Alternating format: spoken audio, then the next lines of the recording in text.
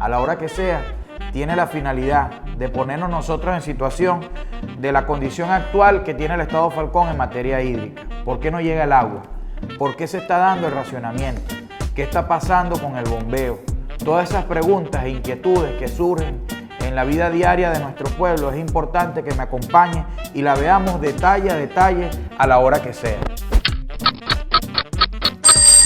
Falcón tiene 8 embalses sobre los cuales se concentra casi toda la totalidad del agua que requiere nuestro estado Falcón. Embalses como El Isiro, Barranca, Hueque, Matícora, El Mamito, Mapará, El Cristo y Játira Tacarigua son los embalses que comprenden todo el sistema hídrico de nuestro estado Falcón a nivel de la represa y todas las fuentes de agua que alimentan vía lluvia, vía río, a todo y cada uno de estos embalses.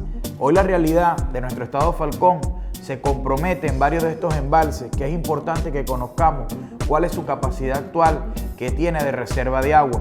Están en condiciones de seguir operando estos embalses para ser el principal fuente de suministro de nuestro estado Falcón.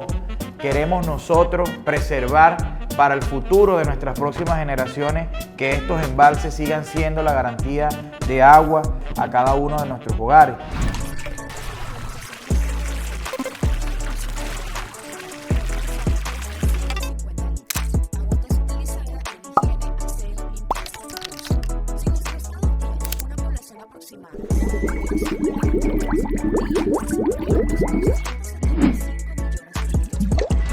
Finalizando los años 70 y comenzando los años 80 se construye el embalse de Barranca, el cual también está destinado a cubrir la necesidad de las poblaciones de Coro, Cumarebo, Tocópero, La Vela y la península de Paraguaná. Está casi en una condición crítica actual, igual que el embalse de Hueque. ¿Qué está pasando en los embalses? ¿Cuáles son sus principales enemigos? ¿Cuáles son los factores que inciden en que estos embalses que tienen una vida útil de 50, 70, 100 años, hoy se los estemos recortando drásticamente? Porque hay racionamiento del agua para las comunidades. Esta pregunta siempre nos la hacemos todos. Ya el pueblo falconiano pareciera acostumbrarse al racionamiento como un modo de vida.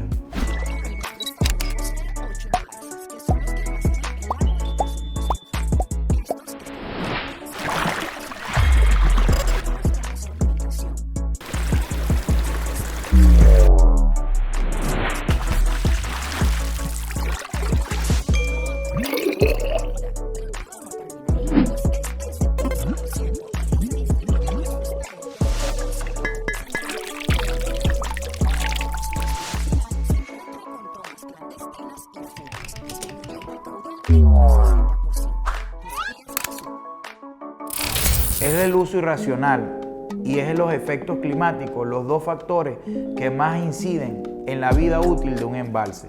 Explotarlo irracionalmente, es decir, consumir de más lo que debe preservarse para bien del embalse, es uno de los factores que más daño le puede hacer. Y al mismo tiempo, el que largos periodos de sequía o de no lluvia, por los cuales también se alimenta el embalse, no puedan dar el beneficio de tener los niveles y de recuperación que necesitan. Cada uno de los embalses corresponde a un eje geográfico de nuestro estado Falcón.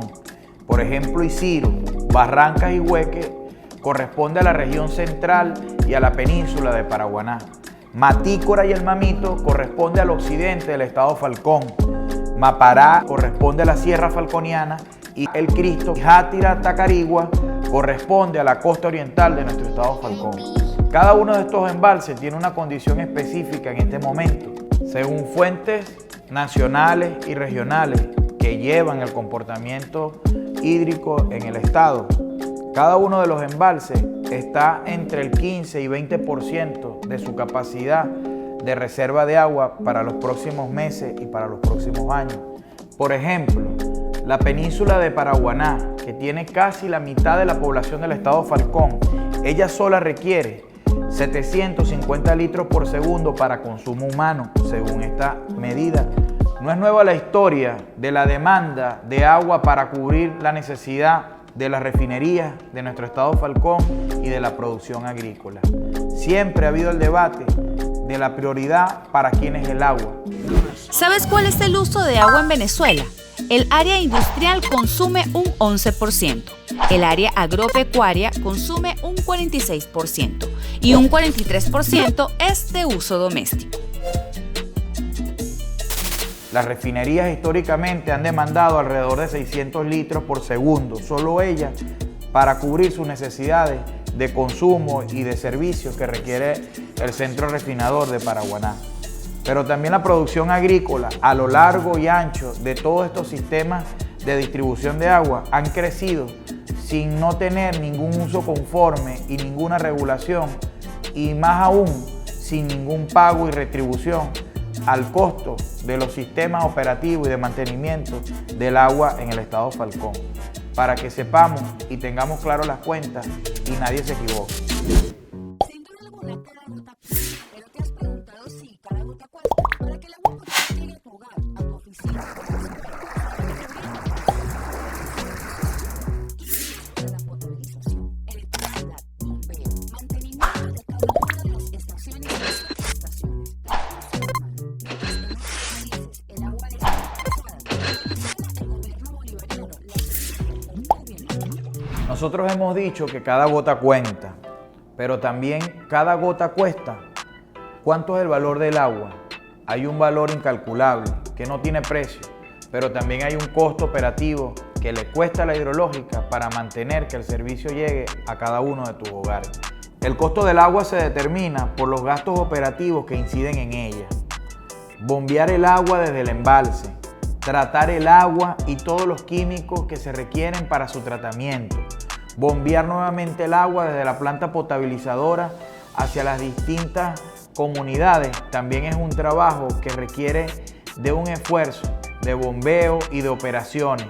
El gasto de personal, de mantenimiento, que incide en todos los procesos que forman parte del sistema hídrico, todo ello determina los costos operativos sobre los cuales debe determinarse el costo final por el cual debemos hacer un cobro o un pago justo por el agua.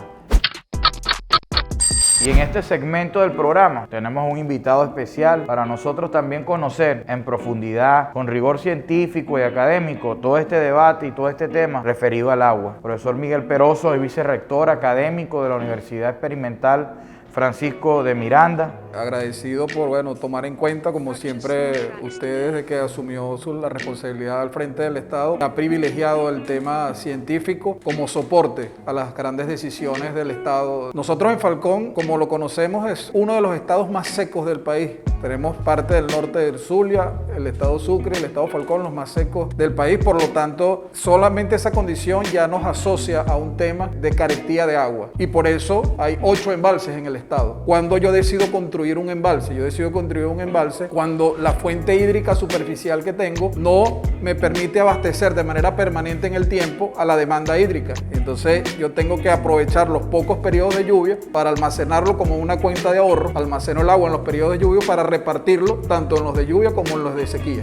¿Y qué pasa, profe, cuando nosotros, por ejemplo, tenemos un nivel de precipitación por debajo de los 400 milímetros de lluvia o de agua en el año? Los 8 embalses están diseñados tomando en consideración la sequía, tomando en consideración el régimen climático histórico en Falcón. De 400 milímetros, esa es la precipitación promedio. Esa condición nos obliga a nosotros a planificar, a trabajar de manera muy rigurosa de la administración del recurso hídrico, porque siempre va a ser un tema de escasez, y por eso los embalses. Y además de eso, nosotros tenemos la condición climática. Obviamente la sequía climática es una de las condiciones que siempre vamos a lidiar allí. Casi todos los embalses que nosotros tenemos, en buena parte de nuestras cuencas que drenan a los embalses, una producción de sedimentos bien importante, y eso es un aspecto que incide en la reducción de la vida útil de los embalses. Como un embalse que tiene una vida útil 100 años de vida, en un periodo de 30 a 35 años, corre riesgo de llegar al punto final de vida útil. ¿Cuáles son los factores que intervienen para hoy tener, por ejemplo, uno de los principales embalses de nuestro estado en una condición crítica de nivel muerto, o otro embalse que de no llover en los próximos meses también pasaría a la misma condición que otro? Como usted lo indica, no puedo captar agua porque ya el nivel está en el nivel muerto, producto de muchos factores. Un factor que siempre va a estar está allí es la sequía. Si eso le adicionamos que la operación del embalse, yo sobreexploto el embalse, o sea, les traigo más agua de la que debo sacarle. Cuando uno diseña un embalse, uno estima lo que es el rendimiento seguro del embalse. ¿Cuánto le puedo yo extraer al embalse de forma segura, de manera que en sequía no se me seque? Calculé el volumen útil del embalse, de manera de que en la época más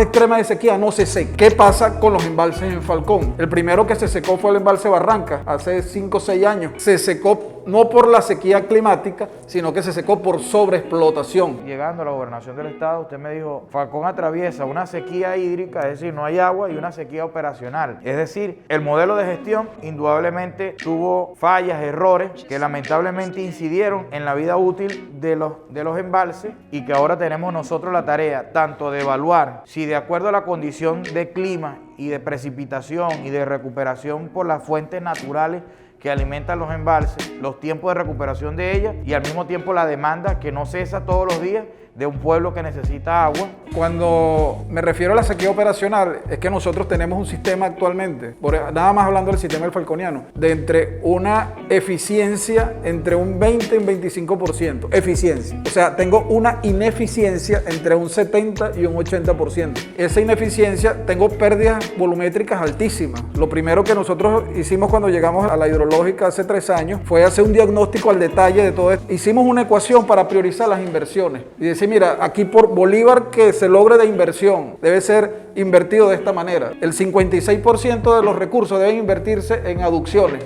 y redes de distribución, un 30% en plantas de potabilización y un 10% en estaciones de bombeo. Esa debe ser la distribución de los recursos. Si no lo hago de esa forma, entonces bueno, yo voy a tener a lo mejor energía para bombear agua y voy a tener un agua de muy buena calidad, pero la voy a dejar en el camino. Esa sequía operacional a la que yo me refiero es que bueno, se hace un esfuerzo tremendo por captar el agua, por potabilizarla, pero entonces la dejo en el camino. Hay 2 factores asociados allí. Uno, obviamente, la fuga, producto de los sistemas, bueno, ya tienen ya 40, 50 años, 30 años funcionando en un tiempo. El tema de las tomas clandestinas, por supuesto, las tomas ilegales, y un tema que es fundamental, que es la instrumentación del sistema, o sea, la medición del sistema. Si yo, obviamente, estoy gestionando agua y no mido lo que estoy gestionando a ciegas y despilfarro recursos. Una hidrológica que no mide, profesor, está condenada más tarde o más temprano al fracaso, puesto que no sabe para dónde va y qué está haciendo. Hace falta poner otra vez medidores en cada unidad residencial y comercial y volver a medir también el consumo de acuerdo a un medidor que le estima a cada familia y a cada centro comercial, residencial, agrícola, bueno, un consumo que está asociado o con un límite